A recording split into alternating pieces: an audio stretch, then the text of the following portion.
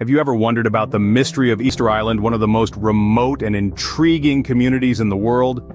This tiny speck in the South Pacific Ocean, cloaked in enigma and history, has been a subject of fascination and speculation for centuries. Easter Island, or Rapa Nui as it's known to its original inhabitants, is so remote that its closest inhabited neighbor, Pitcairn Island, is a whopping 2,075 kilometers away. Picture this: if Bucharest and London were neighbors, that would be the equivalent distance.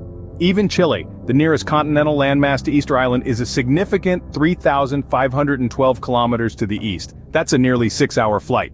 If isolation had a kingdom, Easter Island would most likely be its crown jewel. But what's the size of this secluded island? It spans approximately 64 square miles, a landmass born out of volcanic rock. This rugged terrain was formed through a series of intense volcanic explosions, the highest point being Mount Teravaca, standing tall at 600 meters. One can only imagine the fiery past this island has endured. This island, however, is not just an isolated piece of volcanic rock. It's a testament to human resilience, creativity, and our collective ability to adapt and survive. It tells a tale of a civilization that, against all odds, made this far-flung island their home, creating a culture and leaving a legacy that continues to bewitch us to this day. But how was it discovered? And by whom? The island was named by Dutch explorers Jacob Roggeveen, who happened to land on it on Easter Sunday in 1722. Despite its name, the island has nothing to do with Easter bunnies or egg hunts. It was simply a matter of timing that christened this island with its now famous moniker. Now that we've located this mysterious island, let's delve into its first inhabitants. So who were the first people to call this isolated island home? Well, it turns out that the first human settlers were known as the Rapa Nui.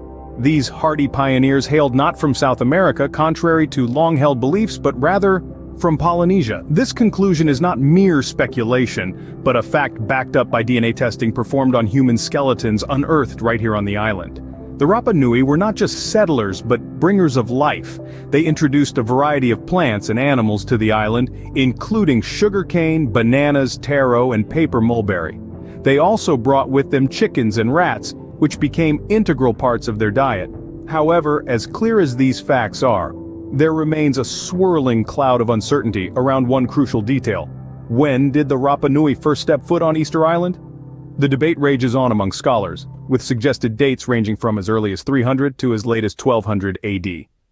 This wide range is a testament to the complexity of piecing together the jigsaw puzzle of human history. Now you might be wondering, why is it called Easter Island? Does it have something to do with the Easter Bunny or Easter eggs? Well, rest assured, the name has nothing to do with chickens or eggs. Instead, the name Easter Island was given by Dutch explorers who happened to land on the island on Easter Sunday back in 1722. As the first Europeans to reach the island, they had the privilege of naming it. The arrival of the British, led by James Cook, didn't happen until over 50 years later in 1774. By then, the name Easter Island was already firmly established. With the arrival of the Rapa Nui, a unique civilization began to form, one that would leave behind a grand mystery. This civilization, isolated in the vast expanse of the Pacific Ocean, would go on to create the massive stone figures known as Moai, the enduring symbols of Easter Island's enigmatic past. But that's a story for the next scene. Imagine hundreds of monumental statues scattered across an island. But why were they built, and how were they transported? Picture this. Between the years 1250 and 1500 AD, the inhabitants of Easter Island were busy carving and erecting these behemoths known as the Moai Statues. Nearly 900 of these statues were transported from the quarry site to different locations across the island. Now, these aren't your average garden gnomes. The Moai statues were meticulously chiseled from tuff, a type of compressed volcanic ash abundant on the island. They tower over the landscape with an average height of 4 meters and a hefty weight of around 12.5 tons. That's about the weight of 2 adult elephants. The tallest finished Moai measured a whopping 10 meters high and weighed 82 tons, while the biggest unfinished statue would have stood at an awe-inspiring 21 meters high and weighed a staggering 270 tons. It's no wonder they left that one in the workshop. You may wonder, how did they distribute these massive figures across the island? The answer to this remains one of Easter Island's most enduring mysteries. Scholars and scientists have come up with various theories, from using a system of ropes and ramps to the more fantastical idea of the statues walking to their positions with the help of cleverly engineered rocking motions. Once in place, approximately a third of the statues were arranged on stone platforms known as ahus.